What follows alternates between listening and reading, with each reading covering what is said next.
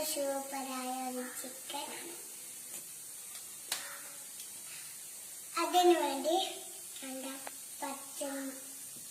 വെളുത്തുള്ളി, പച്ചമുളക്, എണ്ണ, ചിക്കൻ, പിന്നെ ഉള്ളി, തക്കാളി, പിന്നെ പൊടി,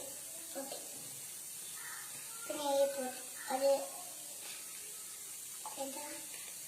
തക്കാളി. അതിനു വേണ്ടി ഒരു കുടുക്കയുണ്ട്. ഇതാണ് മണ്ണിന്റെ കുടുക്ക. ഇതിലാണ് നമ്മൾ ചിക്കനും എണ്ണ ഒഴിക്കുന്നത്. അതിന് ഒരു സ്പൂൺ ഇട്ടിട്ടാണ് കുഴച്ച് വെക്കണം. പിന്നെ ഇത് സ്പൂൺ ഇട്ടിട്ട്